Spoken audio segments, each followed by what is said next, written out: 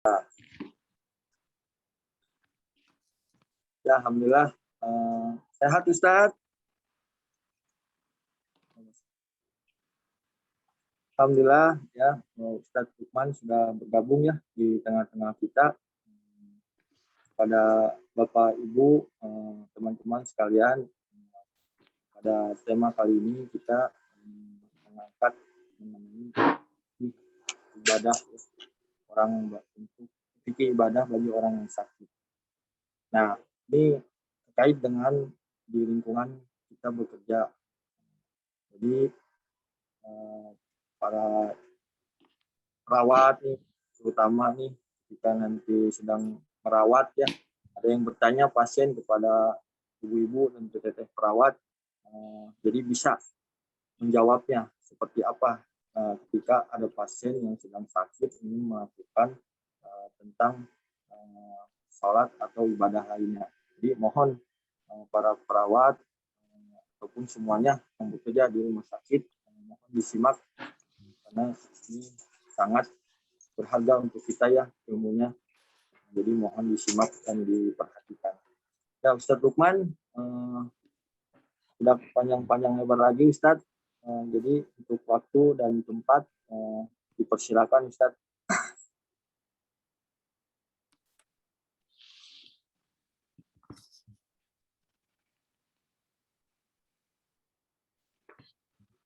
Assalamualaikum warahmatullahi wabarakatuh. Waalaikumsalam warahmatullahi wabarakatuh. Alhamdulillahirabbil alamin. Alhamdulillahilladzi arsala rasulahu bil huda wa dinil haq liyudhhirahu 'ala dini kullihi wa kafa billahi syahida. Asyhadu an la ilaha illallah wahdahu la syarika lahu wa asyhadu anna Muhammadan abduhu wa rasuluhu alladzi la nabiyya ba'da. Teman-teman yang Allah muliakan, apa kabar pada pagi hari ini? Sehat walafiat semuanya? Alhamdulillah Ustadz. Para komisaris, para direksi, ibu direktur, ya, semua manajemen yang ada di sini, mudah-mudahan bapak-bapak, ibu semuanya sehat walafiat. Allah berikan kelancaran segala urusannya, Allah berikan kemudahan segala agendanya, Allah berikan segalanya kelancaran, kemudahan, dan kemudahan. Ya, teman-teman yang Allah muliakan, tema kita hari ini apa, Pak Isan? Fikih sholat untuk orang yang sakit. Apakah tema hari ini?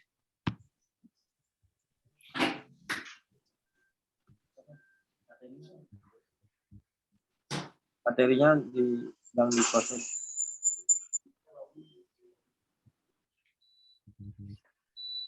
Ibadah untuk orang sakit, Ustadz.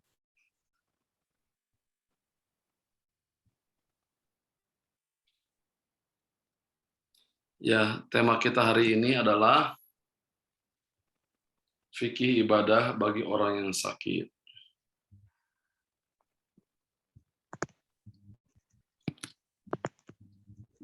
Ya, apa temanya, Pak Isan? Fikih Ibadah untuk orang sakit. Temanya adalah fikih ibadah bagi orang yang sakit. Ya. Nah, teman-teman yang Allah muliakan,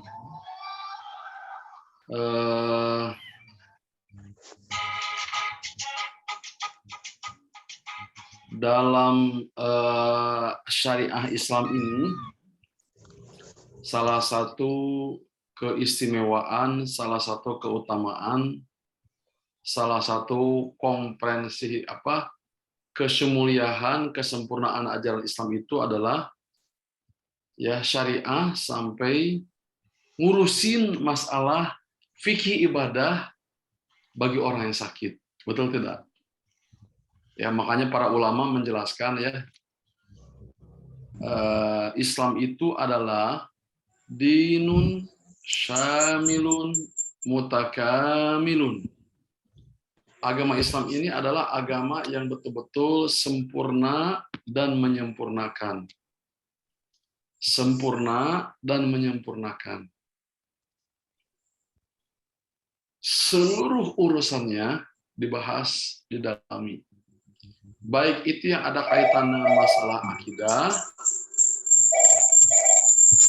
ya, baik itu yang ada kaitan dengan masalah ibadah, baik yang ada kaitannya dengan masalah akhlak, baik itu kaitannya yang ada kaitannya dengan masalah sosial, masalah ekonomi, dan juga masalah fikih. Hablum minallah dibahas dalam Islam. Hablum minan nas dibahas dalam Islam. Ya, itulah keutamaan dan kemuliaan ajaran Islam ini. Pertama, masalah akidah dibahas, didalami. Ya, jadi akidah kita jangan sampai ada kemusyrikan. Ya. Yang kedua adalah ibadah. Ya, ini Pak Ilha, Pak Ihsan, jangan dipindah dulu slide-nya ya. Oh ya. Karena kita harus ngawali prolog dulu, ya, prolog dulu, mukadimah dulu. Bahwa kenapa sampai seperti ini gitu, Islam itu luar biasa gitu. Memang seperti ini ya, Ibu-ibu. Islam ngebahas masalah akidah, Islam ngebahas masalah ibadah, Islam ngebahas masalah akhlak, Islam juga ngebahas masalah sosial, Islam menjawab masalah ekonomi, Islam membahas masalah orang-orang yang luar biasa. Tuh ya. Jadi teman-teman yang Allah muliakan, luar biasa. Tidak hanya ibadah saja yang dibahas oleh Islam, berpolitik pun dibahas dalam Islam. Ya. Bernegara kita dibahas dalam Islam, ada konsepnya. Ya, hatta ibadah pun dibahas dalam Islam, termasuk ibadah bagi orang yang sakit. Sebagian umat Islam rata-rata mereka masih awam, ya, masih awam tentang ibadahnya orang sakit, sehingga banyak orang yang sakit nggak ibadah, banyak orang sakit mereka ini kemudian melupakan ibadahnya. Sebagaimana juga banyak orang musafir lupa dengan kewajiban-kewajibannya. Ya, orang safar kemana lupa dengan kewajiban-kewajibannya.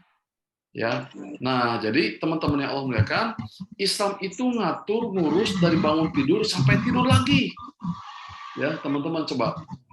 Islam itu ngurus kita, menjelaskan kepada kita, membimbing kepada kita dari awal kita itu bangun tidur sampai kita itu tidur lagi. Kebayang nggak teman-teman? Kalau kita tidurnya jam 3 sampai bangun lagi jam 3. Kalau kita tidur jam 10, bangun jam 3, dari mulai bangun jam 3 sampai kita tidur lagi, itu dibahas dalam Islam. Ya, hablum minallahnya dibahas, hablum minnas dibahas, sampai urusan bagaimana cara ibadah bagi orang yang sakit. Ya, karena Allah tidak mau ketika orang beragama itu adalah apa? Membebankan. Allah tidak mau orang dalam beragama ini adalah ada kesulitan. Yang Allah inginkan ketika orang beragama itu adalah kemudahan, kemudahan, dan juga kemudahan. Ya, seperti itu ya teman-teman. Jadi dalam beragama ini yang Allah inginkan itu adalah kemudahan, keringanan, bukan kesulitan, dan kesulitan. Mana buktinya? Buktinya adalah salah satu di antara kajian fikih ibadah yang berkaitan dengan orang yang lagi maridun, orang yang sakit. Nah, itu tema kita pada hari ini ya. Bagaimana sholat lagi berperang? Bagaimana cara sholat sambil berperang, lagi berperang dibahas. Ya. Bagaimana orang sholat ketika orang itu lagi safar, dibahas dalam Islam, semuanya dibahas. Nggak ada yang tidak bahas. Ya, makanya teman-teman yang Allah muliakan, ini semuanya ada ketika kita sama-sama bisa istiqomah, bisa menghadiri di kajian-kajian keislaman ya yang ada di online, offline, atau baca buku dan lain sebagainya. Nah, tema kita pada siang hari ini adalah fiqhul ibadah lil marid. fikih ibadah bagi orang yang sakit. Ternyata bagi orang sakit pun ada fikihnya, ya, ada tata caranya yang harus diperhatikan oleh kita semuanya. Baik kita sebagai perawat, ya, baik kita sebagai pasien, ya, sebagai pasienkah kita atau sebagai perawatkah kita, maka kita sudah harus betul-betul bisa apa? Bisa mengamalkannya. Tentunya itu diawali dengan ilmu, dan ilmu. Ya, teman-teman yang Allah muliakan, lanjutin slide berikutnya, Teh. Nah, nih, teman-teman yang Allah muliakan. Apa itu fikih ibadah? Fikih ibadah itu adalah cara bagaimana orang itu ketika dalam kondisi sehat seperti apa ibadahnya. Fikih ibadah itu adalah cara bagaimana orang itu berpolitik. Fikih ibadah itu apa? Bagaimana cara fikih itu adalah ada fikih siasa, fikih berpolitik, fikih dalam haji, fikul haji, ada fikih umroh, ada fikih sholat, ada fikih saum. Ya, jadi teman-teman yang hadir di sini lihat nih. Antum lihat tangan anak ya. Fikih itu ada fikih ibadah, ada fikih haji, ada fikih umroh, ada fikih haji, ada fikih berpolitik, ada fikih bisnis. Ya, ada fikih kita berteman, semuanya lengkap. Luar biasa dalam Islam ini. Makanya kalau teman-teman yang Allah muliakan sudah berumah tangga, harusnya gimana biar goalnya itu sama. Goalnya itu adalah tercapai. Ada fikih nikah. Hei teman-teman, yang sudah nikah atau yang belum nikah, jangan-jangan ada something wrong kita dalam kehidupan ini, jangan-jangan track ini yang nggak dipakai. Nih, ada fikhuz zawaz, fikih menikah.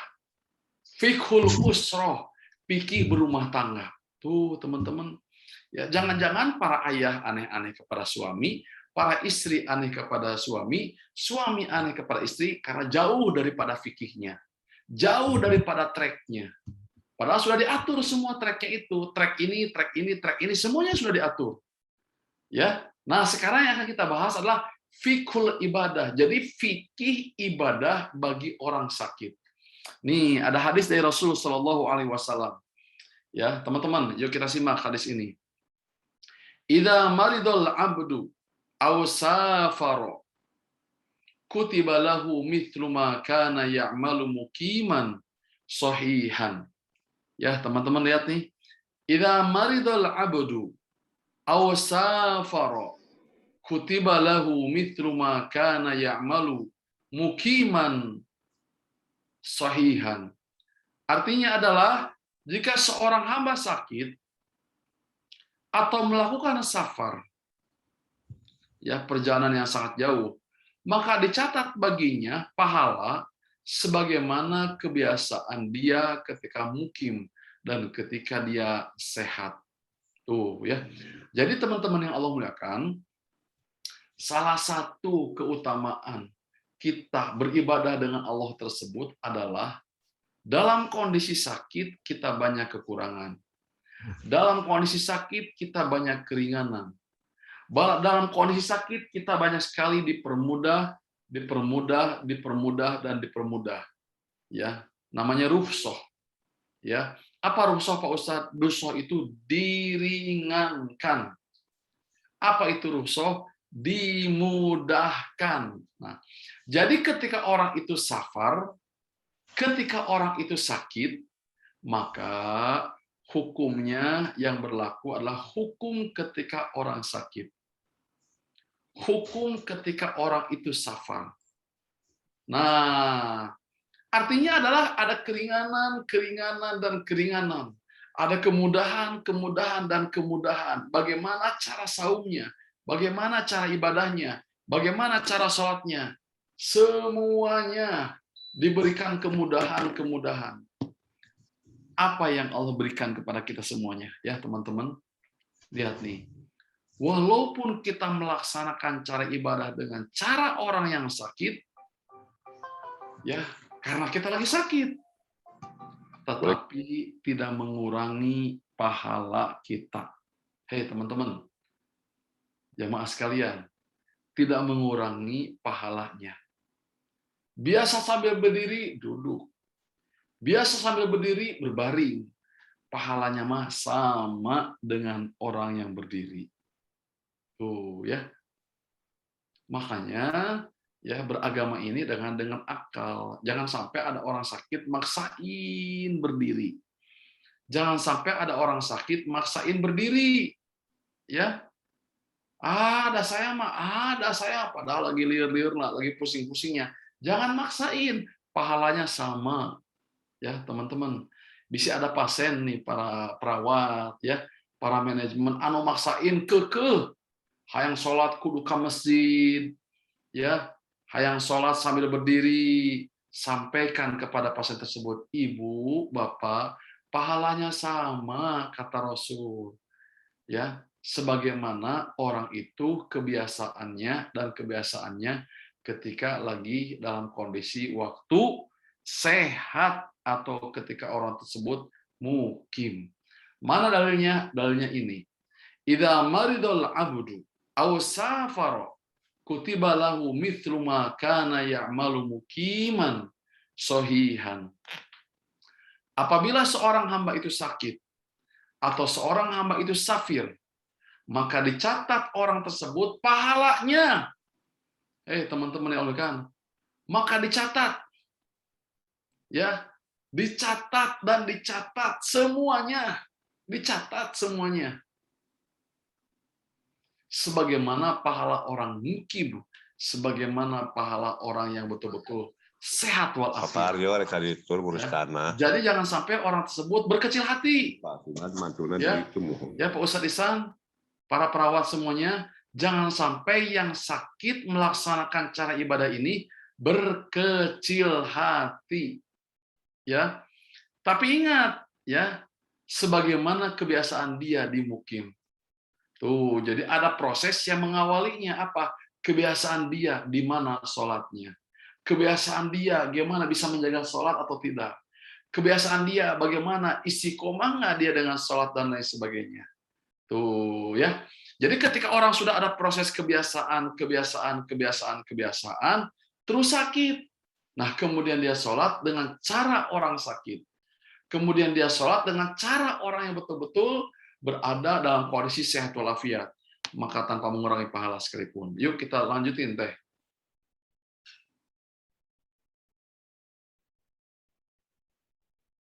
Ayo, mulai daripada cara bersuci bagi orang yang sakit. Ya, silakan. Cara bersuci bagi orang yang sakit. Nih, teman-teman yang Allah muliakan, salah satu rukhsah, salah satu keringanan bagi orang yang sakit adalah yang kita kenal dengan at-tayammum. Ya, at-tayammum. Dibolehkan orang bertayamum karena itu salah satu keringanan atau rukhsah kemudahan bagi orang yang sakit. Nih, ya teman-teman. Salah satu penyebab dibolehkannya tayamum sebagai pengganti diri dari wudhu adalah seorang dalam keadaan sakit. Jadi Pak Ihsan dan teman-teman semuanya, kalau ada jamaah sakit, maka ya bertayamumlah. Disuruh pasiennya untuk bertayamum. Ya, disuruh pasiennya bertayamum.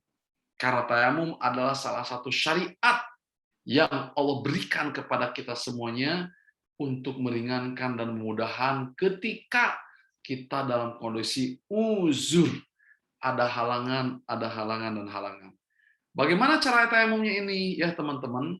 Kalau kita di perjalanan ya, di depan kita ada jok mobil. Kalau kita di rumah sakit berarti gimana cara tayamumnya?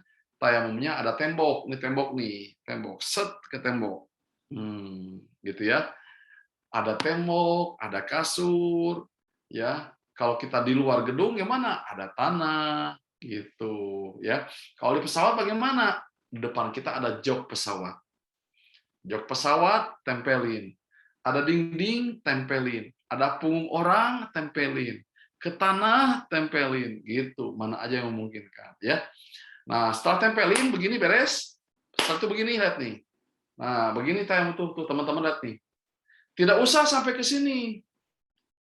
Ya, tidak usah sampai ke sini. Jadi tempelin, Setelah itu kayak begini, setelah itu wajah beres, ya wajah. Tidak usah sampai sini, tidak usah membasuh kaki dan lain sebagainya. Gitu. Pak Ustadz, mana dalilnya? Dari Jabir radhiyallahu anhu berkata, lihat nih, teman-teman lihat nih, kita baca ya. Kami dalam perjalanan, tiba-tiba salah seorang dari kami tertimpa batu dan pecah kepalanya. Nih, lanjutin ya teman-teman. Kami dalam perjalanan, tiba-tiba salah seorang dari kami tertimpa batu dari pecah kepalanya. Namun ketika dia tidur, mimpi basah. Lalu dia bertanya kepada temannya, apakah kalian membolehkan aku bertayamum? Apakah kalian membolehkan aku bertayamum? Teman-temannya menjawab, kami tidak menemukan keringanan bagimu untuk bertayamum. Sebab kamu bisa mendapatkan air. Ya, lalu mandilah orang itu dan kemudian mati. Ya, mandi, kemudian orang itu meninggal dunia akibat mandi. Ketika kami sampai kepada Rasulullah SAW dan menceritakan hal itu, bersabdalah Rasul, mereka telah membunuhnya. Semoga Allah memerangi mereka. Mengapa tidak bertanya bila tidak tahu? Tuh, sesungguhnya obat kebodohan itu adalah bertanya. Cukuplah baginya untuk tayamum. Tuh ya, teman-teman yang Allah muliakan, ketika orang itu lagi safar, ketika orang itu lagi sakit dan bikin madorot ketika kena air, maka wudhulah. Ya, jangankan air ya, biasanya kalau orang sakit mah baru kita keluar dari ruangan aja udah menggigilnya luar biasa. Kalau lagi sakit ya, menggigilnya luar biasa, apalagi harus mandi. Apalagi harus mandi dan wudhu. Nah, teman-teman yang Allah muliakan, sampai-sampai Rasul mengatakan kalian telah membunuhnya. Kalau tidak tahu bertanya. Ya, kalau tidak tahu bertanya sama aku. Cukup dengan tayamum. Mandi junub ya, seseorang cukup dengan tayamum. Kapan itu? Yang pertama, ketika sakit, yang kedua, ketika bepergian dan tidak mendapatkan air. Ya, jadi bepergian cari nggak ada air, tayamumlah. Walaupun ada yang mengatakan bepergian langsung tayamum. Cuman yang lebih kuat itu adalah ketika bepergian cari air susah baru tayamum. Tapi bagi orang sakit ya bukan mencari air, sakit cari air bukan. Tapi bagi orang sakit mah itu adalah apa? Dia langsung tayamum. Ya, mana dalilnya Pak Ustadz? Dalilnya adalah dari Jabir ini yang diriwayatkan oleh Abu Daud ya dan juga Ad-Daruqutni di Daruqutni dan juga di Abu Daud. Jadi kalau teman-teman nanya hadisnya ini, Rasul sampai mengatakan, kamu kalau tidak tahu bertanya. Ya. Jadi teman-teman ke pasien ya yang kritis, ke pasien yang lagi menggigil, pokoknya pasien yang membentuk kecemasan itu emang dia sakit dirawat, tayamumlah. Ya, kita hanya menyampaikan inilah fiqhut taharah, fiqhul ibadah, fikih ibadah kepada orang-orang yang orang tersebut lagi sakit. Seperti apa fikih ibadahnya, cara ibadah bagi orang yang sakit tersebut? Jawabannya adalah ini. Yang berikutnya, ya teman-teman lanjutin.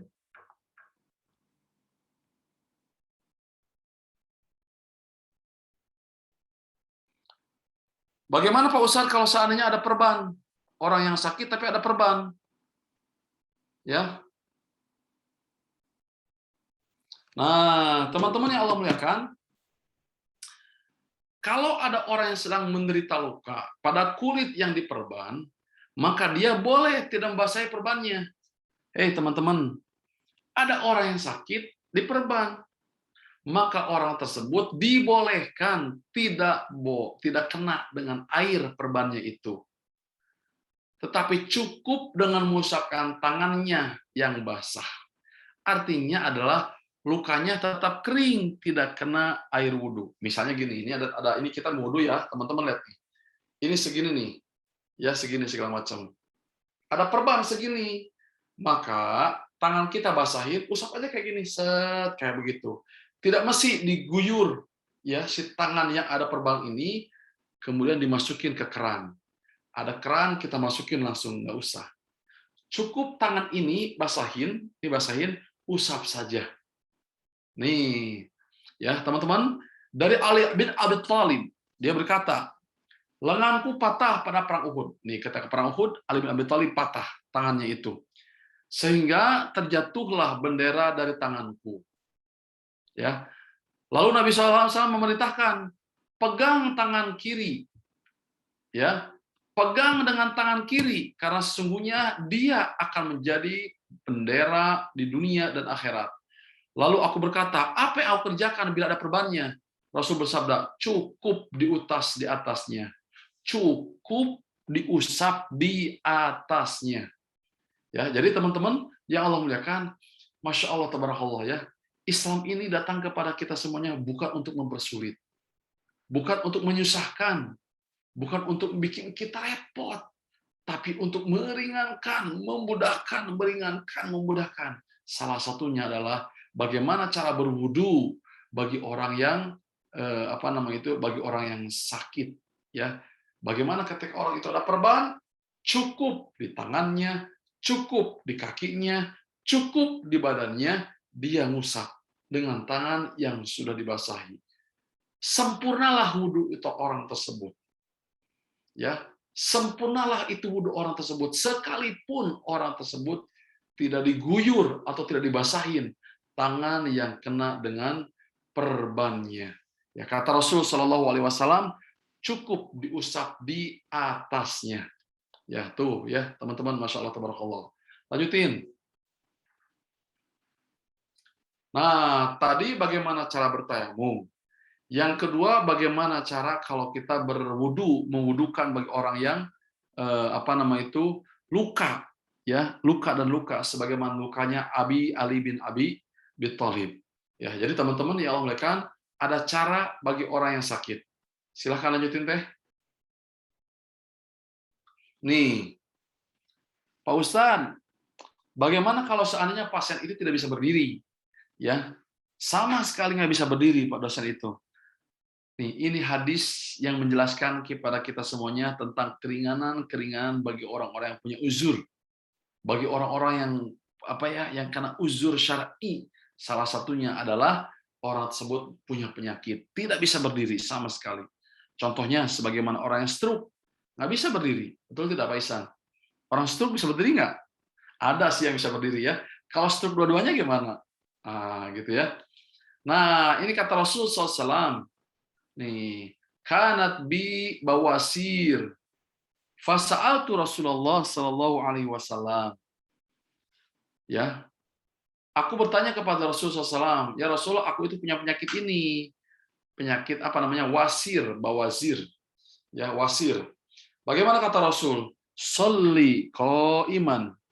Fa illam tastati fa qa'idan. Fa illam tastati fa ala janbik. Nih, dari Imran bin Husain berkata, aku menderita wasir ya Rasulullah. Maka Rasulullah SAW bersabda, Sholli qa'iman, salatlah kalian sambil berdiri. Fa illam tastati, kalau kalian tidak sambil berdiri, maka salatlah kalian sambil duduk. Fa illam tastati, apabila kalian tidak salat, maka salatlah sambil berbaring. Tuh ya, teman-teman, ini hadisnya. Kalau orang sakit, berdiri tidak bisa, duduk. Pak Ustadz, duduk juga nggak bisa, berbaring. Ini keringanan. Ya, teman-teman. Ini sudah harusnya jadi SOP buat kita kalau sakit. Istri kita kalau sakit, anak kita kalau sakit, orang tua kalau sakit, atau pasien kita kalau sakit, ini SOP-SOP-nya. Bagaimana kalau pasien tidak bisa berdiri? Yang pertama adalah qa'iman. Yang pertama. Yang kedua adalah qa'idan, sambil duduk. Yang ketiga adalah fa'ala janbik, maka berbalinglah. Berpaling, ya berbaring nih, gini. Nanti ya dijelaskan. Ya, jadi teman-teman, ya Allah muliakan, luar biasa ajaran agama Islam ini. Ya, tidak maksa orang harus sambil berdiri. Tidak maksa orang harus sambil duduk. Tapi sesuai dengan kebutuhannya, sesuai dengan kondisinya, sesuai dengan kesehatannya, sesuai dengan situasi dan kondisi pada waktu itu memungkinkannya bagaimana, laksanakan. Gitu ya, teman-teman. Ini hadisnya yang menjelaskan kita keringanan, kemudahan, keringanan, kemudahan, keringanan, kemudahan yang luar biasa ini. Ya, lanjutin. Apa yang dimaksud dengan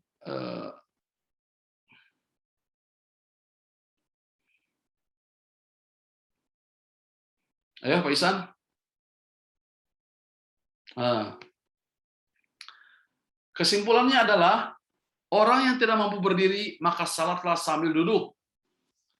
Yang paling utama adalah dengan cara duduk bersila. Jadi teman-teman, duduknya menurut para ulama adalah duduk bersila. Namun jika tidak memungkinkan maka dengan cara duduk apapun yang penting mudah untuk dilakukan. Ya, yang penting mudah.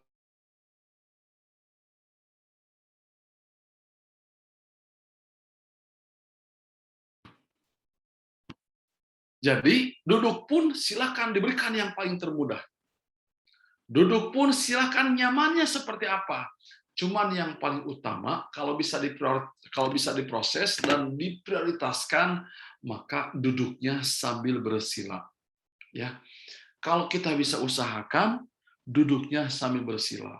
Kalau susah, sangat tidak nyaman, luar biasa berat untuk duduknya, maka silahkan cari posisi yang nyamannya dan mudahnya seperti apa. Ya, namanya juga orang sakit, ya Ibu-ibu, Bapak, dikasih keringanan dan juga kemudahan dan juga kemudahan. Ya, jangan sampai orang itu beragama itu susah. Jangan sampai orang beragama itu sulit, susah. Agama apa ini? Ajaran macam apa ini? Kok luar biasa ini? Kok harus berdiri terus-terusan? Padahal lagi sakit.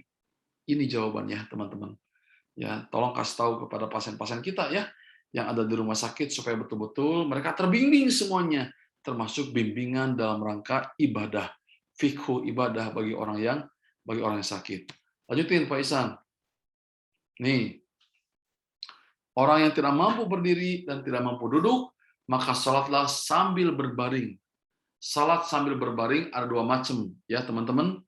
Duduk tidak mampu, berbagai macam gaya duduknya tidak mampu. Salatlah dalam alat. Nah, di sini ada dua kondisi yang dimaksud dengan berbaring itu. Yang pertama, ya, dan ini yang lebih utama. Jika memungkinkan tata caranya, yang pertama adalah berbaring menyamping ke kanan dan ke arah kiblat. Antum lihat ya, gini nih. Nih, gini tuh. Ya. Ustaz Ihsan begini. Jadi badannya ke sini, ya, lurus ke sini badannya. Nah, wajah kita menghadap ke kiblat. Ya, Ibu-ibu, kalau ada pasien, ya, begini lihat nih. Ini, ya, wajahnya ke arah kiblat. Berbaring menyamping ke kanan dan ke arah kiblat. Jadi begini. Nah, kayak gini. Ini badan kita ke sini. Ya. Jika tidak menyamping ke kanan, tidak memungkinkan, ya. Jika tidak memungkinkan, maka menyamping ke arah kanan. Jadi ke kiri, ke kanan, ya.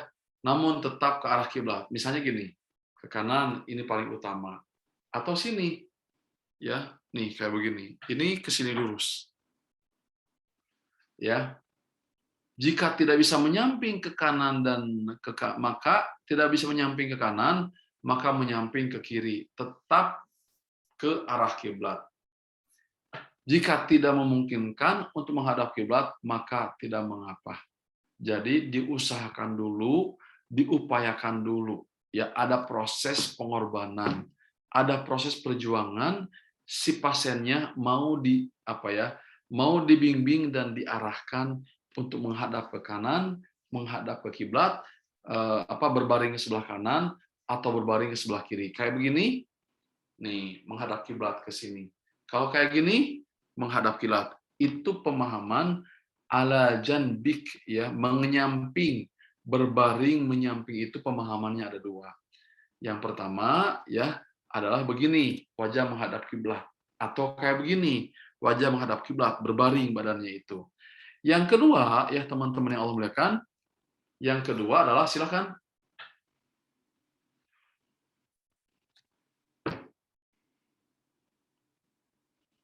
Nah, yang kedua adalah jenis yang kedua ini adalah terlentang, mustalqiyan. Ya, teman-teman, yang kedua ini adalah mustalqiyan. Apa mustalqiyan itu? Mustalqiyan itu adalah terlentang. Jika tidak mampu berbaring ala jambin, maka mustalqiyan. Apa mustalqiyan itu, Pak Ustadz? Pak Lukman. Mustalqiyan itu adalah berbaring terlentang dengan kaki menghadap kiblat yang utama. Kepala diangkat sedikit dengan ganjalan seperti bantal atau semisalnya, sehingga wajahnya menghadap kiblat. Jika tidak memungkinkan untuk menghadap kiblat, maka tidak mengapa. Ya, kebayang sama antum semua, mustalqiyan itu tidak berbaring ke kanan menghadap kiblat, tidak berbaring ke kiri menghadap kiblat, tapi kakinya. Hei teman-teman, tapi kakinya jadi berbaring, mustalqiyan itu kayak gini nih. Ya, lihat. Nih. Jadi ini kasih, nah, si kaki ke depan, ya, kaki ke depan ke kiblat, kayak begini. Nah, kepalanya ini diganjal oleh bantal. Nah, kayak gini. Jadi kaki menghadap kiblat, wajahnya pun diganjal dikit menghadap kiblat. Nah, kayak begitu. Ya. Kalau tidak memungkinkan, bagaimana Pak Ustadz? Tidak apa-apa. Tapi intinya, ya, ikhtiar. Kalau memang sudah tidak memungkinkan, maka gimana lagi? Karena kaidah kita dalam syariah ini, kalau sudah ada perintah, maka laksanakanlah sesuai dengan kemampuan kita. Fattaqullaha mastata'tum.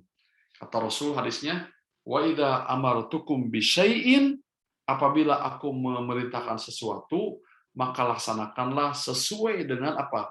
Sesuai dengan kemampuan dan ketakwaan kalian semuanya. Tuh ya. Jadi teman-teman luar biasa ya ajaran Islam itu. Lanjutin Pak Isan.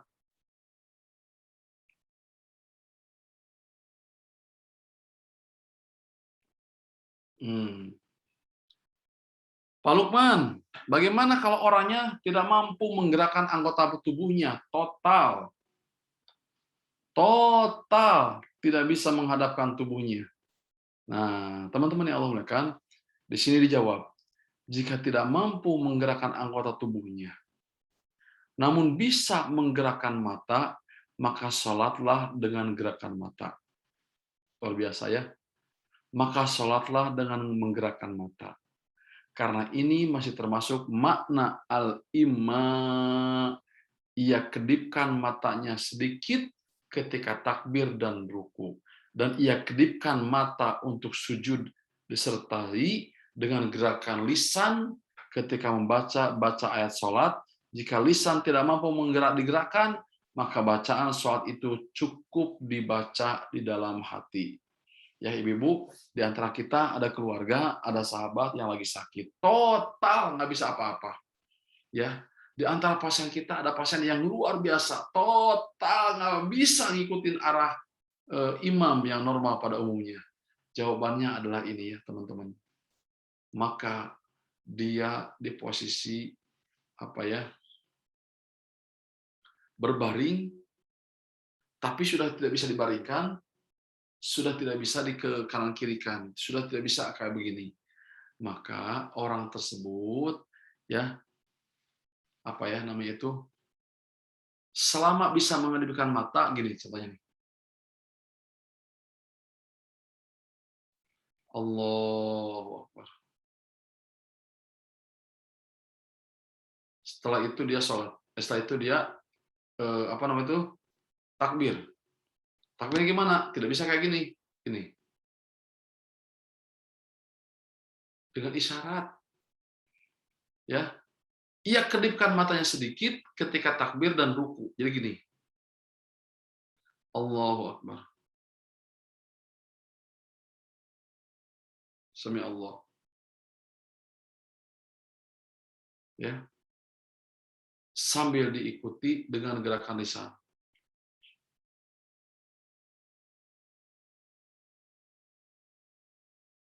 Nanti rukunya pun sama.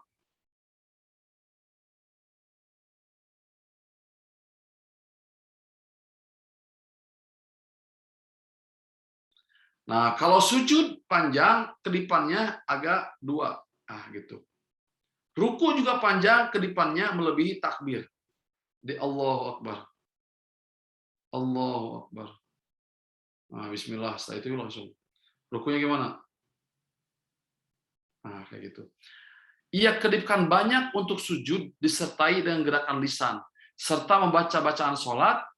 Jika lisan tidak mampu gerakan, maka bacaan-bacaan sholat pun dibaca dalam hati. Jadi kalau tidak mampu, teman-teman, untuk menggerakkan lisannya, membaca surah-surah Al-Quran, maka cukup dia dibaca dalam hati. Jika tidak mampu menggerakkan anggota tubuhnya, sama sekali namun masih sadar, maka salatnya dengan hatinya. Tuh ya. Tuh teman-teman, lanjutin. Pak Ustadz, gimana kalau orang tidak bisa ruku sholatnya?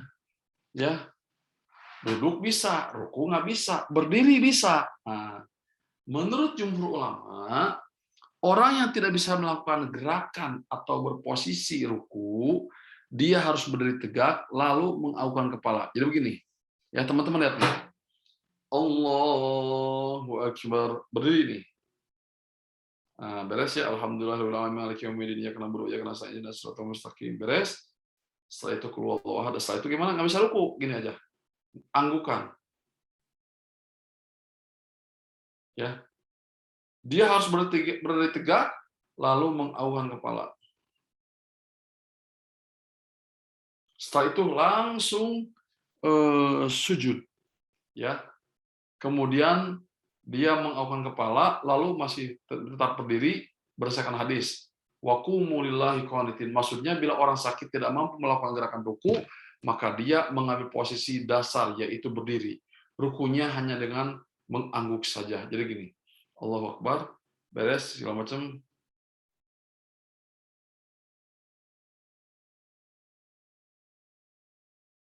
Tuh ya, kayak begitu. Wa qumu lillahi qanitin.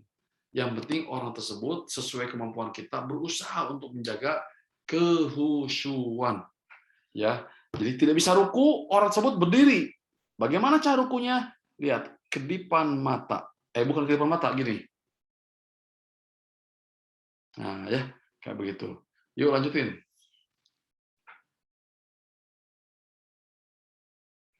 Nah, menurut mazhab Imam Hanafi, ya, orang yang tidak mampu melakukan gerakan wudhu, gerakan ruku, secara otomatis tidak wajib lagi melakukan posisi berdiri, sehingga dia sholat sambil duduk saja. Rukunya dengan cara mengangguk dalam posisi duduk, bukan dari posisi berdiri. Jadi kalau mazhab Hanafi mah, kalau orang sudah tidak bisa ruku, berarti duduk saja. Ya, jadi kalau orang tidak bisa ruku, secara otomatis dia tidak bisa melakukan posisi berdiri. Dia sholat sambil duduk saja. Udah, jangan bikin repot-repot, duduk saja. Ya, teman-teman luar biasa ya. Ulama ini meringankan, ulama ini lebih meringankan lagi, ulama berikutnya lebih meringankan lagi bagi orang yang sakit. Ya. Jadi kata Imam siapa itu? Kata Imam Malik Hanafi itu, Imam Hanafi itu, maka orang yang tidak mampu melakukan gerakan ruku, maka secara otomatis orang tersebut tidak lagi bisa berdiri sehingga dia sholat sambil duduk. Rukunya dengan cara mengangguk dalam posisi duduk, bukan dari posisi tidur. Ya, jadi teman-teman yang kan ada pasien bisa berdiri, rukunya gimana? Rukunya adalah mengangguk.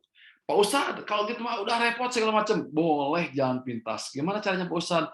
Sambil duduk. Kayak begitu ya. Yuk lanjutin. Nah, Pak Lukman, gimana seandainya orang tersebut tidak bisa sujud? Ya, bagaimana kalau seandainya nggak bisa sujud?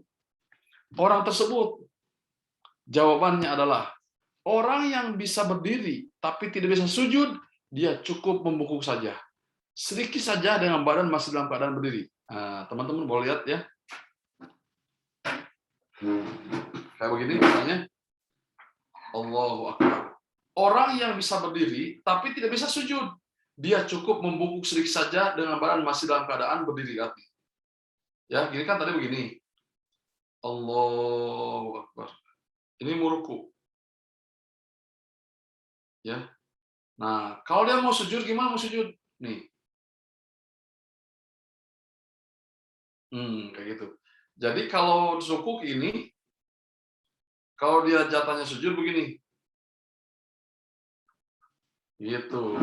Sama sebagaimana ya teman-teman, kalau saya di pesawat, kan saya sering bawa jamaah umroh. Ya, bagaimana sholat di pesawat gini, ibu nih. Allahu Akbar. Alhamdulillahirabbil alamin arrahmanir rahim bima beres ya, Al-Fatihah dan lain sebagainya. Gimana rukunya? Rukunya begini. Allahu Akbar.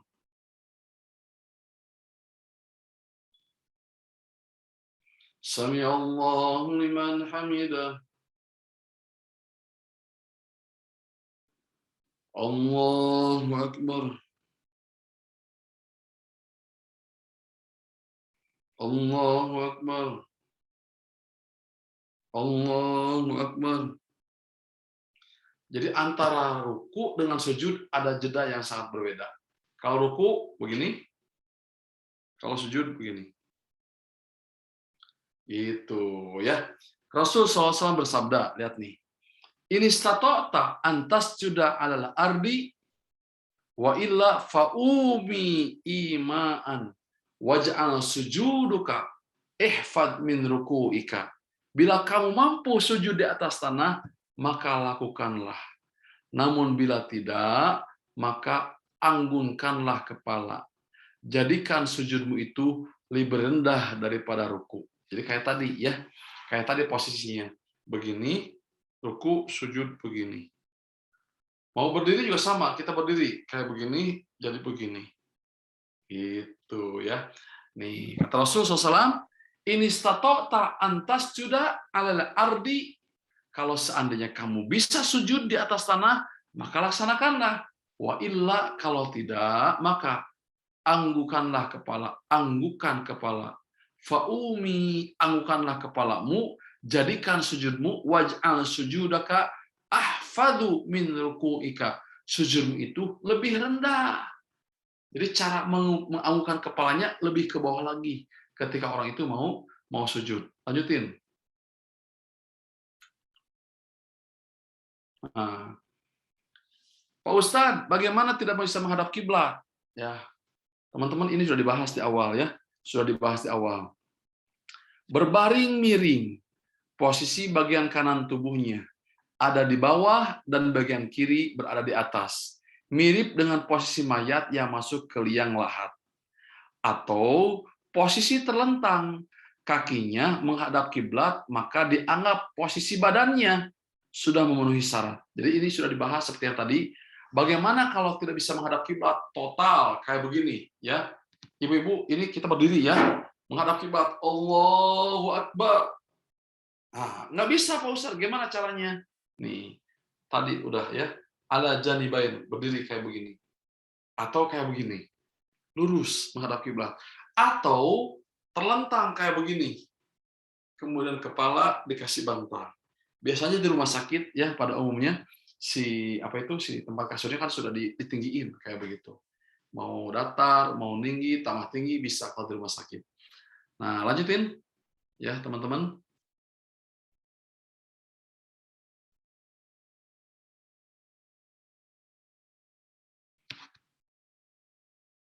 Nah, adapun seseorang yang sakitnya amat parah, ya parah banget parahnya, sehingga tidak bisa lagi menggerakkan badan atau menggeser posisinya agar ke kiblat. Jadi teman-teman yang Allah muliakan, yang sakit susah untuk menggeser badannya. Ya pokoknya situasinya udah nggak bisa aja menggerakkan tubuhnya itu, tidak bisa menggerakkan badan atau menggeser posisinya agar menghadap kiblat. Dan juga tidak ada yang ngebantunya untuk menggeserkan posisi sholat menghadap ke kiblat. Maka dia boleh menghadap kemana saja. Tuh teman-teman, luar biasa ya. Syariah ini luar biasa. Bagaimana kalau posisinya sudah tewala kaya? Bagaimana posisinya kalau sudah nggak ada tenaga? Bagaimana posisi sudah repot banget? Tidak ada yang ngatur, tidak ada yang mindahin, perawat nggak datang. Orang tua nggak ada, suami nggak ada, teman nggak ada, gimana caranya? Maka dia boleh menghadap kemana saja. Oh, bukankah itu keringanan? Bukankah itu kemudahan? Sok yang menghadap kemana? Tuh ya, Masya Allah, tabarakallah ya, ibu-ibu, bapak yang Allah muliakan, fikih ibadah bagi orang sakit itu diringankan, diringankan, diringankan, dan diringankan. Allah tidak mau mempersulit. Lanjutin. Nah, Syekh Shalih Fauzan mengatakan, orang yang sakit, jika ia berada di atas tempat tidur, maka ia tetap menghadap kiblat. Baik menghadap sendiri, ia mampu, ataupun dihadapkan oleh orang yang lain. Jika ia tidak mampu menghadap kiblat dan tidak ada orang yang membantunya untuk menghadap kiblat dan ia khawatir waktu sholat akan habis, maka hendaklah ia sholat sebagaimana sesuai keadaannya. Ya, mungkin di antara teman-teman yang hadir semua ada ayahnya, ada bundanya, ada gurunya, ada temannya yang hari ini lagi betul-betul repot penyakitnya. Jadikan ini sebagai panduan dari Rasul Shallallahu Alaihi Wasallam. Ya, ujung-ujungnya gimana? Repot banget, repot banget, repot banget, dipindah susah, tidak ada orang yang bantu, maka sholatlah kemana saja dia menghadap sholat, menghadap kiblat. Lanjutin. Nah, teman-teman yang Allah muliakan, tidak wajib ikut sholat Jumat. Orang yang sakit tidak wajib ikut sholat Jumat. Kewajiban untuk mengerjakan sholat Jumat menjadi gugur manakala seseorang itu punya uzur, yaitu sakit. Ya, dalilnya antara lain adalah hadis berikut ini. Man sami'al munadi. Teman-teman, coba cek. Ya, ini hadisnya. Coba lihat. Perhatiin. Jangan sampai di antara kita memaksain. Yang sakit kudu ke masjid, yang sakit kudu Jumatan. Mama, ibu, bapak, ya Jumatan. Ini hadis Rasulullah SAW. Man sami'al munadi falam yamna'uhu min itba'ihi udhrun. Orang yang mendengar panggilan tidak ada yang bisa mencegahnya. Orang yang mendengarkan panggilan tidak ada yang bisa mencegahnya kecuali uzur. Seseorang bertanya, "Ya Rasulullah, uzur itu apa saja?" Nah, jadi kalau yang normal nggak ada halangan, berangkat gitu. Yang sehat nggak ada alasan, berangkat. Jadi Bapak, Ibu-ibu, kalau kita punya tugas negara, tugas di kantor beda lagi gitu ya. Nah, teman-teman yang Allah muliakan, lihat nih, man sami'al munadi falam yamna'uhu min itba'ihi udrun qalu wa mal udru. Apa yang menjadikan halangannya itu ya Rasulullah? Ya, lihat nih, orang yang mendengar panggilan azan tidak ada yang bisa mencegahnya kecuali uzur. Seorang bertanya, uzur itu apa saja ya Rasulullah? Rasul menjawab, uzur itu adalah takut dan juga sakit. Di komplek misalnya ya, ada security yang harus jaga. Di Masjidil Haram ada imam yang dijagain sama askari-askarinya. Otomatis mereka tidak bisa sholat berjamaah. Ya, paling minggu depannya digiliran, ini bisa berjamaah, ini enggak, itu dibolehkan. Nah, Pak Ustadz, gimana dia melaksanakan Jumatnya? Melaksanakan Jumatnya adalah dia melaksanakan sholat duhur. Berapa sholat duhur? 4 rakaat. Gitu ya. Security di perusahaan, security di komplek, security di haram, itu namanya namanya itu ribat. Ya, ribat dalam peperangan kayak begitu. Ribat gitu ya. Karena lagi tugas yang tidak mungkin bisa ditinggalkan, maka cara itu. Nah, kebayang nggak kira-kira teman-teman kalau seandainya tidak ada keringan seperti itu? Luar biasa. Lanjutin. Ya, menjama sholat tuh. Yang sakit boleh menjama sholat. Ya, teman-teman, yang sakit boleh menjama sholat. Ada yang tidak membolehkan. Mereka adalah dari mazhab-mazhab Imam Hanafi, Imam Syafi'i, serta sebagian ulama dari mazhab Malikiyah. Ada yang bolehkan, yaitu mazhab Ahmad bin Hanbal, ya, dan sebagian ulama dari kalangan mazhab Malikiyah berpendapat bahwa orang yang sedang sakit diberi keringanan untuk menjama 2 sholat dari 4 jadi 2, 4 jadi 2 gitu ya. Keringanan untuk menjama 2 sholat. Jadi menjama itu maksudnya gini, duhur dengan asar bareng, tapi rakaatnya tetap duhur 4, asar 4, tapi bareng. Maghrib dengan isya dijama, dibolehkan dua-duanya. Ya. Nah, ini keringanan, kemudahan teman-teman bagi orang yang betul-betul sakit, dibolehkan menjama sholat. Ya, maghrib dengan isya, duhur dengan asyar. Nah, yang tidak bisa adalah subuh ya, nggak ada temannya. Lanjutin ya, ingat ya, boleh menjama, jama takdim atau jama takhir. Didahulukan asarnya ke duhur, atau asarnya didahulukan asarnya ke duhur, atau duhur ditarik, diakhirkan bersama sholat asar, dibolehkan. Lanjutin Teh.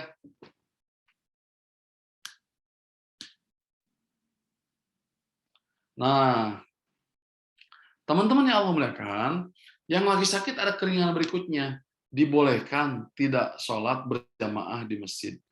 Yang sakit ada apa? Ada keringanan berikutnya. Tak apa yang sakit, tak apa tak sholat di masjid. Tapi bagi pemuda, bagi bapak-bapak yang sehat walafiat, maka sebuah keniscayaan kita kudu sholat di masjid. Kecuali ada uzur syar'i apa aja gitu ya, uzur syar'i itu. Tapi kalau sehat dan lain sebagainya udah ya. Nih ya, sholat berjamaah wajib bagi laki-laki. Namun boleh sholat di rumahnya jika ada masyaqqah, jika ada kesulitan seperti sakit, hujan, adanya angin, udara sangat dingin, udaranya menggigil banget, boleh sholat di rumah. Ada angin besar sekali, boleh sholat di rumah. Ada hujan derasnya luar biasa, boleh di rumah. Dahulu Nabi Muhammad SAW memberitakan muazin, ya berazan lalu di akhirnya ditambah lafaz sallu fi rihalikum, sholat dari rumah-rumah kalian. Jadi pernah pada zaman Rasul SAW ketika dalam kondisi yang sangat tidak nyaman, kalau bahasa sekarang ya, ada tsunami, ada angin badai luar biasa, sampai termasuk kemarin ada tsunami ya, ada tsunami kan semuanya kita Haram ditutup, Mekah ditutup, Madinah ditutup, jutaan masjid di seluruh dunia ditutup semuanya itu. Nah, berarti kan itu ada alasan syar'i. Nah, alasan syar'i itu ngebolehin apa yang dia wajib laksanakan diberikan keringanan. Ya, nih kata Rasulullah SAW, ya sallu fi rihalikum, sholatlah kalian di rumah-rumah kalian ketika malam sangat dingin atau hujan dalam safar. Jadi kalau kita lagi safar, hujan, maka sholatlah di rumah. Boleh ya teman-teman. Jangan maksain kita di musola di mana, jangan maksain. Harus berhenti dulu, hujan agak bereknya luar biasa. Di rumah dibolehkan. Lanjutin ya teman-teman. Hatur nuhun ya teman-teman, itu adalah salah satu fikih ibadah untuk bagi orang musafir. Tidaklah Islam diturunkan kecuali untuk keringanan, kemudahan, bukan untuk mempersulit. Ya, wallahu a'lam bishawab. Wassalamualaikum warahmatullahi wabarakatuh. Waalaikumsalam warahmatullahi wabarakatuh. Ya, alhamdulillah. Mohon Ustaz Lukman. Jadi kesimpulannya yaitu suci Nggak kedengaran Pak Isa. ya, tayammum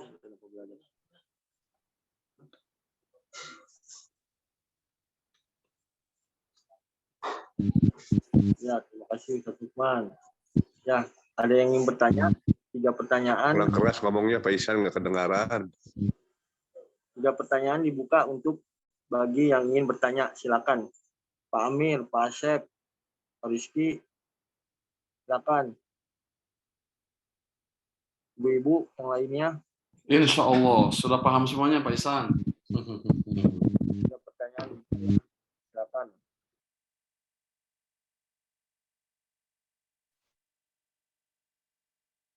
Atau yang secara pribadi ini ketika lagi sakit, ada asa-asa dalam hati, ini benar atau salah melakukan seperti ini, maka tanyakan. Ini mumpung lagi momennya nih, silakan bapak-bapak, ibu-ibu.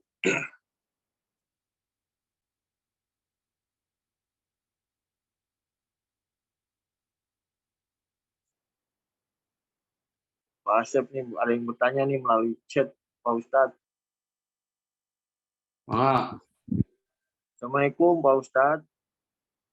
Kalau semisalnya kita sedang dalam kondisi sakit demam, terus berwudu, tetapi bekas wudu di anggota badannya itu dilap pakai handuk atau kain, hukumnya gimana ya?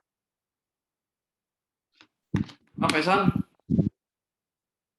Kalau misalkan kita sedang sakit demam, dalam kondisi sakit demam, tapi dipaksakan untuk berwudu Ustadz, tapi setelah berwudu itu bekasnya dilap pakai kain atau handuk.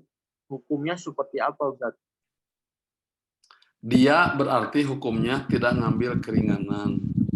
Jadi gini ya teman-teman, kalau kita sakitnya itu ya, kalau memang dengan air itu bikin madorot, ya, bikin madorot, lebih membahayakan, maka ambillah keringanan ini. Tapi kalau kita sakitnya itu, ya kan yang tahu kadar sakitnya kita ya teman-teman ya, yang tahu kadar sakit kan kita. Makanya tanya hati, masa kita ya, aduh pusing dikit ya, saya nggak mau, gitu ya, nggak bisa gitu ya. Jadi yang tahu kadar sakit itu adalah kita. Ketika kalau orang tersebut kena air, bakal madorotnya lebih besar.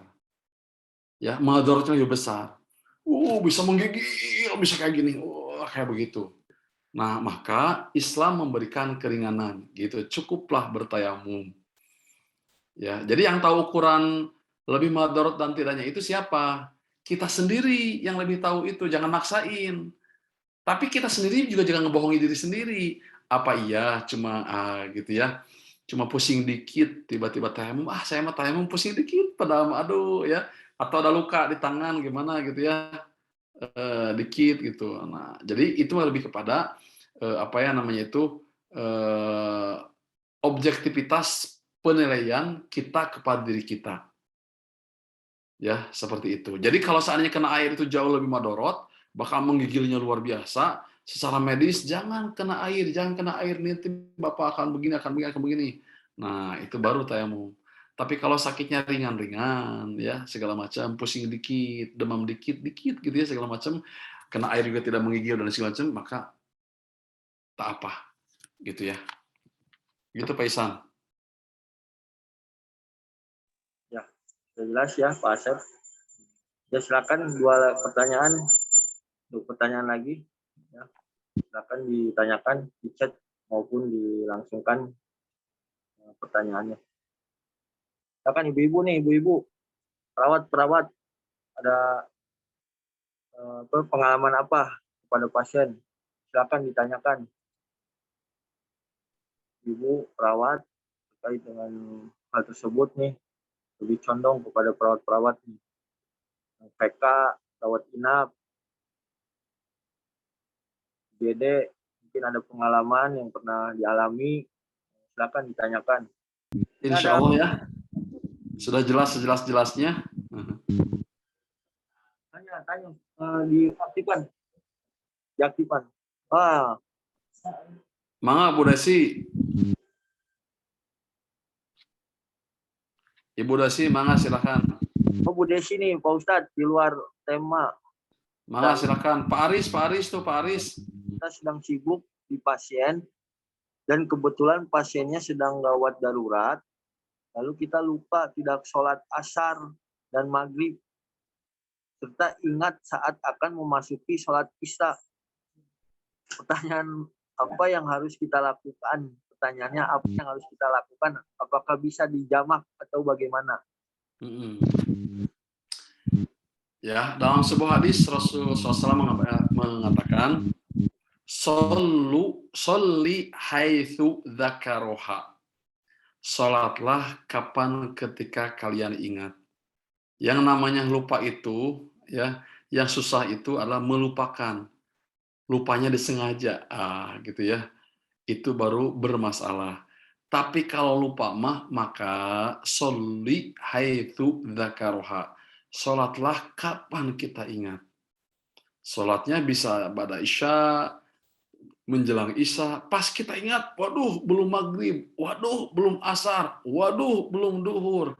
Kapan ingatnya? Jam 10 malam. Ya, jam 10 malam sholatnya itu. Maka ketika dia ingat, ketika itu juga dia sholat. Nah itu yang pertama. Yang kedua teman-teman yang Allah muliakan, ini juga ya, tolong diingat juga nih.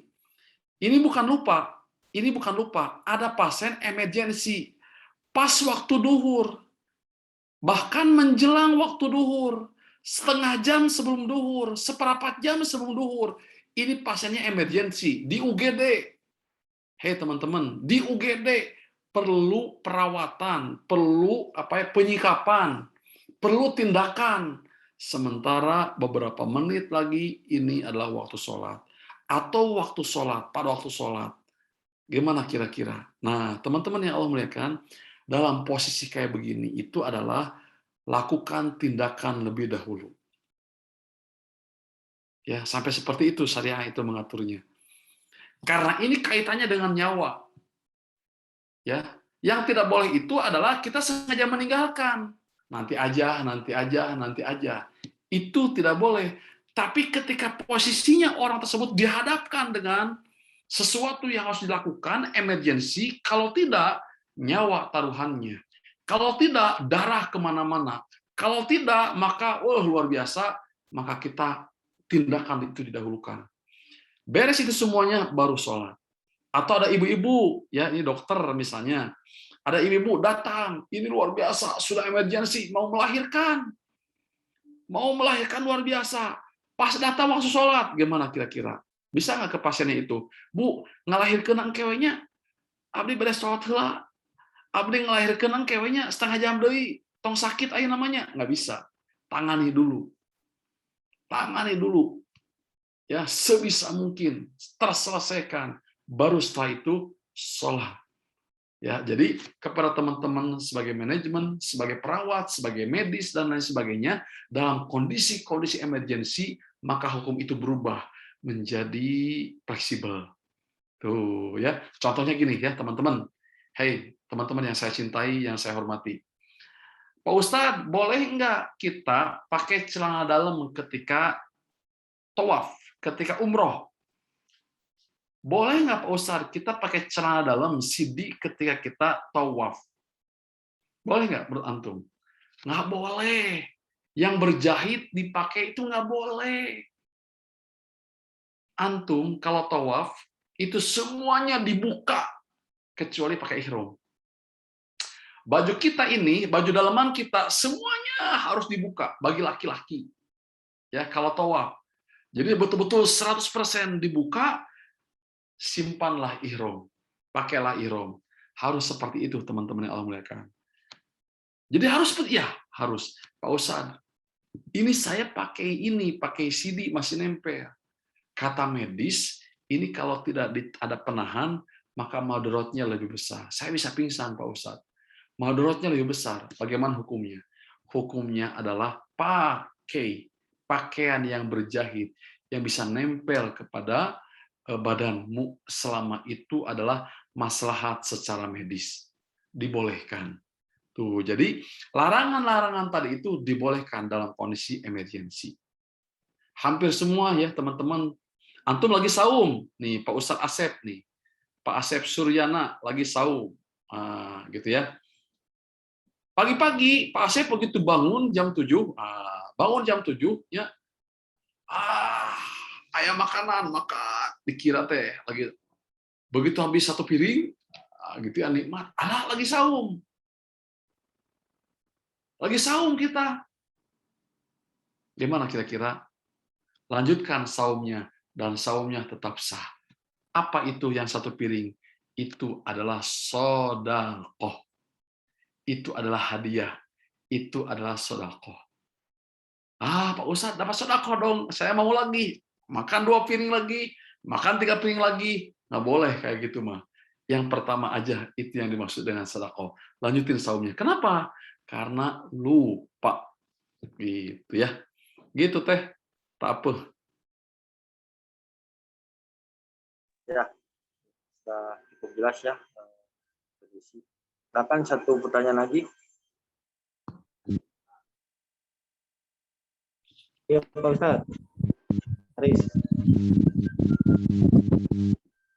Pak Ustadz. Ya, Pak Aris. Kalau ada orang sakit lumpuh,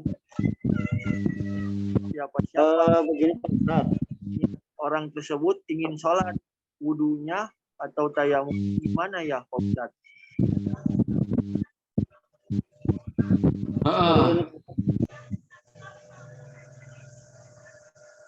Lumpuh. Tayamumnya ditayamumkan, Pak Aris. Ini tangan orang yang sakit.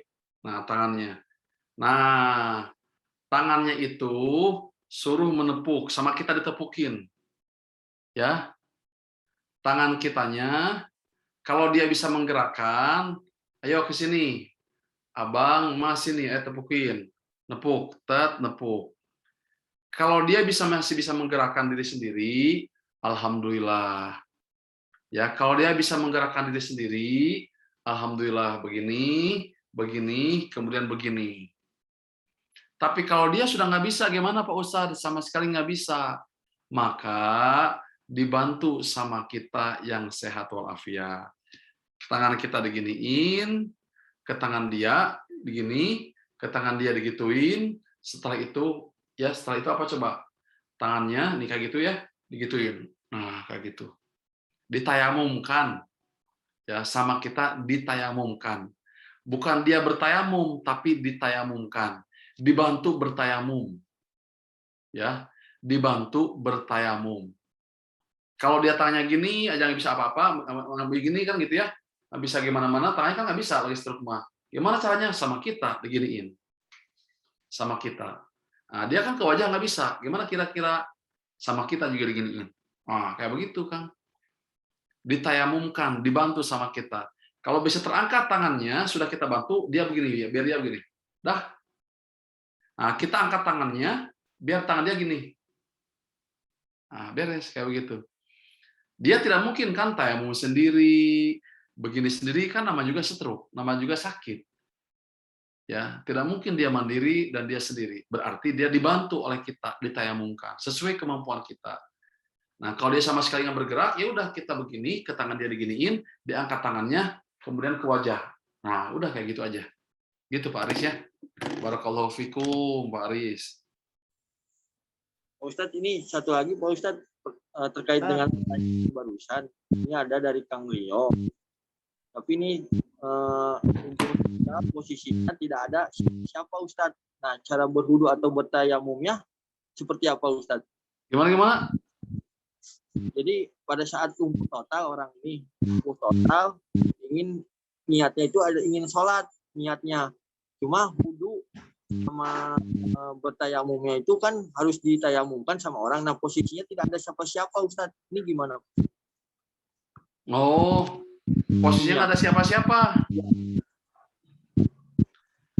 Posisinya ketika nggak ada siapa-siapa, ya teman-teman yang Allah muliakan, berarti orang tersebut ya berzikirlah kepada Allah gitu. Tayamum nggak bisa, nggak ada yang ngingetin. Tayamum nggak bisa, nggak ada yang ngasih tayamumnya. Maka posisi orang tersebut ya, kalau menurut anak, begitu ada orang yang datang ke rumahnya, maka dia ditayamumkan, kemudian sholatnya di jamaah takdim atau di jamaah takhir. Diborongin sholatnya, paham nggak teman-teman? Jadi begitu ada orang yang sehat nih, ditayamumkan. Begitu tayamum, dia disuruh sholatnya, sholat maghrib dan isya, langsung di jamaah takdim. Sholat duhur dan asar langsung diborongin kayak begitu. Ya, Ana yakin ya, seyakin-yakinnya, pasti di ujungnya itu, malam hari, siang hari, dan lain sebagainya, ada orang yang mendampingi, ada orang yang datang ke rumah tadi itu. Ya, bagaimana Pak Ustadz kalau misalnya seharian nggak datang, 2 hari nggak datang, segala macam. Ya, teman-teman yang Allah muliakan, ketika orang tersebut betul-betul seharian nggak ada orang, sehari, 2 hari, 3 hari nggak datang, teman-teman yang Allah muliakan, gimana kata Rasulullah? Fattaqullaha mastata'tum. Bertakwalah kalian kepada Allah sesuai kemampuan kalian. Ya. Gimana maksudnya Pak Ustadz? Berzikirlah kepada Allah, bertasbihlah kepada Allah, bertobatlah kepada Allah. Artinya dia bisa gini.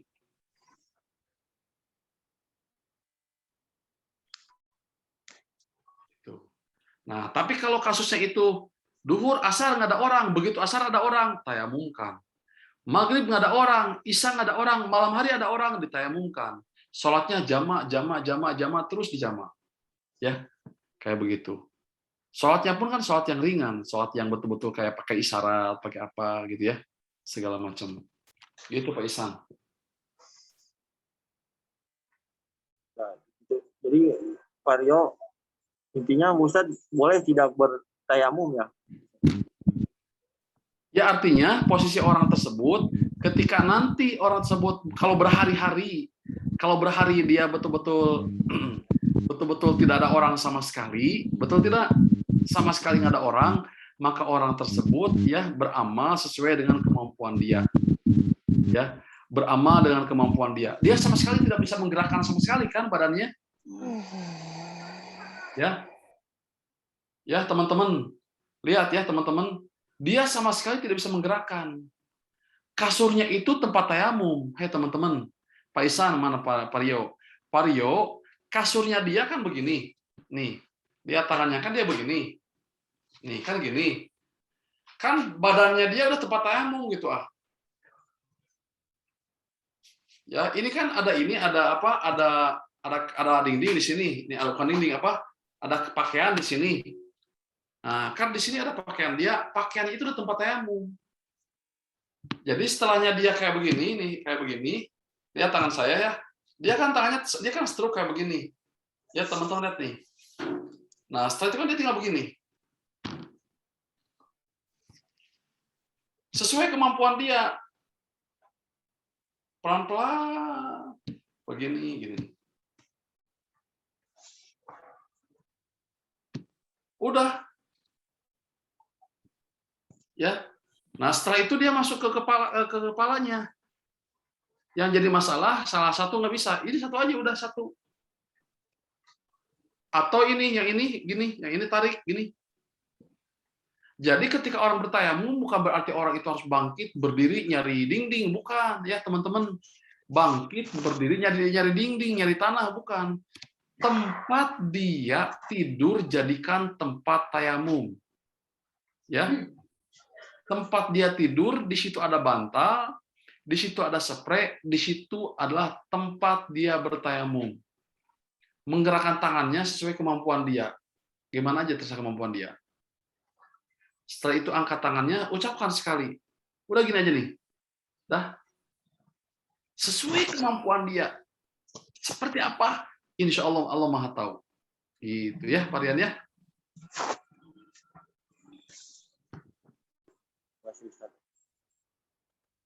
Barakallah. Ya Ustadz, ini ada satu lagi sebetulnya pertanyaan Ustadz. Boleh Ustadz? Ayo. Dan Dari Pak Anto. Betapa sholat itu sampai tidak boleh ditinggalkan. Jadi pertanyaannya Ustadz, lalu bagaimana kalau orang sehat tidak mau sholat? Gimana? Ya, betapa pentingnya sholat sampai yang sakit pun berusaha untuk tetap sholat dengan cara tertentu yang sudah disampaikan dari mulai berbaring, duduk, dan sebagainya. Lalu bagaimana pertanyaannya kalau untuk orang yang sehat tidak melakukan sholat? Iya. Jadi jawab pertanyaan dengan jawaban dengan pertanyaan gitu ya. Yang sakit saja dalam kondisi emergensi seperti itu pentingnya sholat. Apalagi dalam kondisi orang tersebut sehat. Bagaimana kalau tidak sholat? Dalam sebuah hadis Rasulullah SAW, hampir saja aku ini ingin menyuruh kepada orang yang di rumahnya tidak sholat untuk membakarnya, kata Rasul. Saking apa teman-teman? Saking pentingnya itu sholat. Karena kata Rasul itu, sholat itulah imaduddin, yang dari agama. Paman tarokaha, barang siapa yang meninggalkan sholat, dia sudah menghancurkan agamanya. Ya, barang siapa yang dia itu meninggalkan sholat, dia menghancurkan agama. Karena sholat itu adalah tiangnya agama. Barang siapa yang meninggalkan tiangnya, tidak care dengan tiangnya, berarti dia menghancurkan agamanya. Yang kedua. Yang ketiga kata Rasul, perbedaan antara kita dengan orang kafir itu adalah apa? Tarkus sholat. Jadi perbedaannya itu antara kita dengan mereka adalah sholat. Ketika kita sama dengan mereka yang non-muslim, bedanya di mana? Samanya di mana? Ya, teman-teman yang saya hormati, yang saya cintai, kata Rasul, perbedaan antara kita dengan orang kafir itu adalah apa? Tarkus sholat, meninggalkan sholat. Jadi ketika orang muslim meninggalkan sholat, berarti, kata Rasul ya, secara tekstual, dia itu seperti apa kira-kira? Ya, nah teman-teman yang Allah muliakan, kalau kita masuk kampus ITB, ya, di ITB itu ada SOP-SOP-nya sebagai mahasiswa ITB. Apa SOP yang pertama? Wajib absensi. Yang kedua, wajib ngerjain tugas. Yang ketiga, wajib apalagi ujian tengah semester. Wajib ngerjain tugas. Wajib tugas akhir. Wajib UAS akhir semester. Terus kira-kira kita keberatan semuanya. Jadi mahasiswa itu berat ya. Jadi mahasiswa ITB berat. Harus UTS, harus absensi, harus UAS, harus ngerjain tugas, harus skripsi. Kalau keberatan semua jadi mahasiswa di sebuah lembaga, gimana kira-kira Pak Ustadz Ihsan kalau keberatan itu semuanya? Gimana caranya? Hei teman-teman, bagaimana caranya kira-kira? Resign-lah dari ITB, keluarlah dari ITB, kan gitu ya? Jadi mahasiswa ITB totalitas mengikuti dengan seluruh aktivitas-aktivitasnya, atau kalau keberatan semuanya, tinggalkan ITB. Itulah orang dalam beragama. Ya, betul tidak? Kalau orang sudah masuk beragama, dia sebagai seorang muslim, maka ada kewajiban-kewajiban yang harus kita laksanakan. Harus haji, harus sholat, harus zakat, kan gitu ya? Harus jadi orang baik, orang yang berakhlak. Kan ada SOP-SOP, karena kita ngaku sebagai muslim, sebagai mukmin. Ya salah sendiri. Kenapa ente masuk mahasiswa ITB? Kenapa ente masuk ITB? Ya, kalau sudah mendeklarasikan diri masuk ITB, siap-siap absensi belajar tiap hari.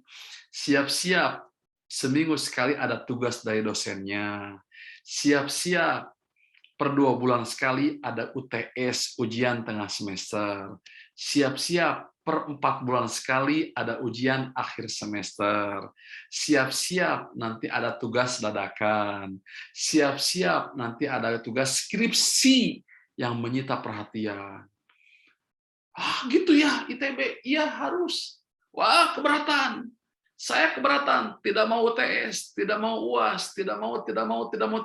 Gampang, simple. Simple. Gimana caranya? Keluarlah dari ITB. Gitu. Bikin kampus sendiri atau nggak usah kuliah. Beres. Nah, kita pun dalam beragama seperti itu, teman-teman. Ya. Kita dalam beragama seperti itu. Kalau kita sebagai seorang muslim, ya, tidak mau haji, Pak Ustadz, tidak mau umroh, Pak Ustadz, tidak mau zakat, Pak Ustadz, tidak mau infak, Pak Ustadz, tidak mau sholat, Pak Ustadz, tidak mau berhijab, Pak Ustadz, tidak mau jadi orang, kayak gitulah pokoknya. Simple, gampang teman-teman ya. Yang Allah muliakan, gampang, simple. Banyak orang-orang yang seperti itu. Berubahlah orang tersebut menjadi apa? Hidup tidak beragama. Namanya ateis. Ya, ateis. Tidak percaya kepada alam akhir, tidak percaya kepada yaumul kiamah, tidak percaya kepada alam kubur, tidak mau saya ateis. Ateis. Dan saya banyak dialog dengan mereka-mereka. Saya tidak percaya itu semuanya, Pak Ustadz. Hidup adalah hidup, bebas, Pak Ustadz. Mau nggak? Silahkan. Ada kata Allahnya kayak gitu ya. Kata Allahnya kayak begitu. La ikroha fiddin. Tidak ada paksaan dalam beragama. Gitu ya. Tidak ada paksaan dalam beragama. Kata Allahnya kayak begitu. Jadi kita tidak boleh maksa orang lain masuk ke Islam. Nggak boleh ya, teman-teman. Tidak boleh kita maksa orang lain masuk ke Islam. Tapi kita mendakwahi, boleh. Mau, silahkan. Nggak juga haknya dia. Paman sya'a fal yu'min, wa man sya'a fal yakfur. Barang siapa yang beriman, maka berimanlah. Barang siapa yang ingin kafir, jadilah orang kafir. Islam itu fleksibel loh, teman-teman yang Allah muliakan. Ya, sama sebagaimana di ITB tadi itu, ya. Kalau sudah masuk, ya dia harus apa? SPP harus bayar. Gitu. Minggu depan UTS, ikut UTS. Tugas dikumpulin, kumpulin, kayak begitu. Berikutnya ada ujian tengah semester, ikutin. Gitu, supaya ujungnya apa? Ujungnya adalah berhasil, sukses, ngelamar kerja kemana-mana dimudahkan. Nah, Pak dosen, saya mah mau masuk ITB, tapi tidak mau absensi, tidak mau UTS. Yang lain UAS mau, skripsi mau, UAS mau, tapi absensi mau. Boleh, kata dosen juga. Cuman nilainya kalau jelek jangan salahin saya. Gitu ya, teman-teman. Kalau nilainya 4, 2,00, 1,00, jangan salahin saya. Sama sebagaimana ada orang Muslim, saya haji Pak Ustadz, saya umroh Pak Ustadz, kan gitu ya. Saya infak Pak Ustadz, tapi tidak mau sholat dan lain sebagainya. Kata Allah, boleh tidak sholat, tidak haji, padahal sudah mampu, padahal sehat tidak sholat. Cuma jangan salahin saya.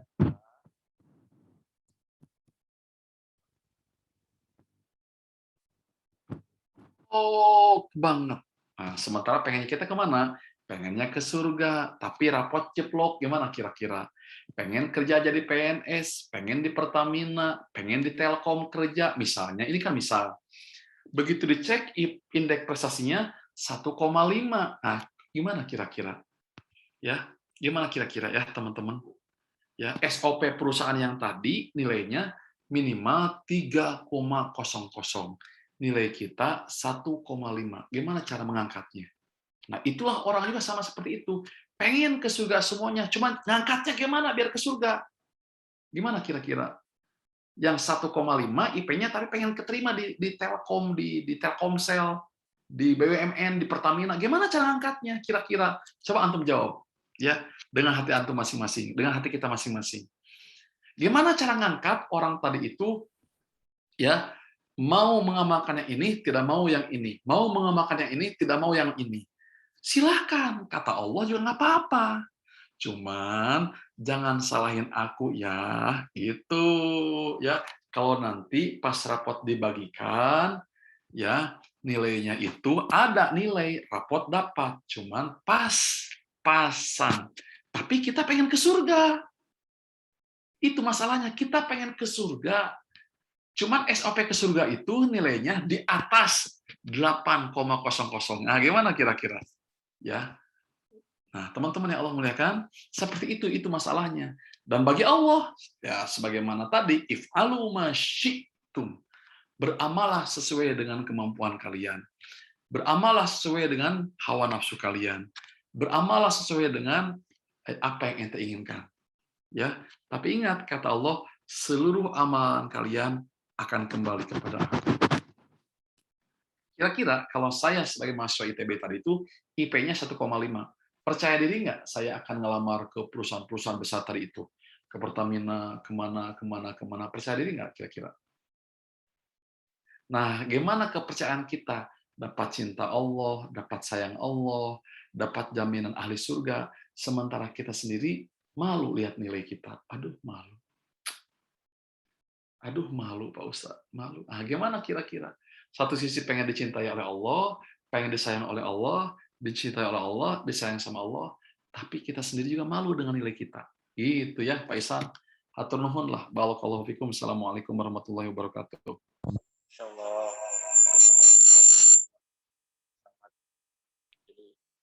Jadi mengilustrasikan dengan keadaan Islam dengan yang lain. Bapak, Ibu-ibu, sudah cukup ya karena ingin menjelang salat Zuhur. Alangkah baiknya Ustaz kita tutup dengan diakhiri dengan doa yang dipimpin oleh Tuhan. Ustaz. Yuk kita baca Al-Fatihah. A'udzubillahi minasyaitonirrajim. Bismillahirrahmanirrahim. Alhamdulillahirabbil alamin.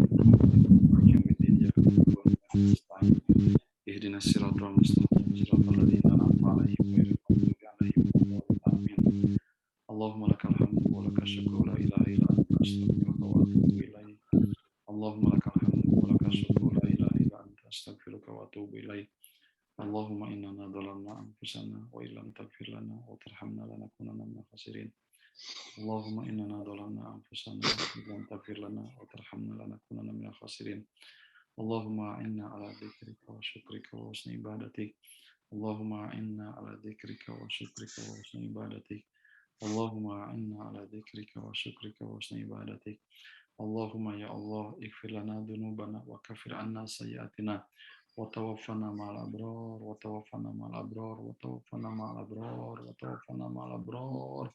Allahumma inna nas'aluka ridhaka wa jannah wa nas'aluka ma yuqarribuna ilaik wa na'udzubika min sakhatika wan nar wa na'udzubika ma yuqarribuna ilaihi min qaulin aw amalin aw fi'lin. Allahumma ya Allah istajib doana, kabulkanlah jeritan kami, doa kami ya Allah. Jadikanlah kegiatan kami di pagi hari ini menjadi amal soleh buat kami. Jadikanlah kegiatan kami di pagi hari ini menjadi amal soleh bagi kami. Kumpulkanlah kami bersama orang-orang yang baik, orang-orang yang soleh, para nabi dan para rasul. Maafkanlah semuanya atas kehilafan-kealfaan kami, ya Allah. Kami banyak khilaf, kami banyak kealfaan. Maafkan kami, ya Allah. Dan berikanlah kepada kami bimbingan-Mu, supaya kami, ya Allah, istiqomah dan istiqomah untuk menjaga syariat-Mu, menjaga ibadah kepadamu, menjaga akhlak dalam hidup dan kehidupan ini, sebagaimana akhlak Rasulullah Shallallahu Alaihi Wasallam. Rabbana atina fid dunya hasanah wa fil akhirati hasanah wa qina adzabannar. Subhana rabbika rabbil izzati amma yasifun wa salamun alal mursalin. Walhamdulillahirabbil alamin. Amin. Ya Rabbal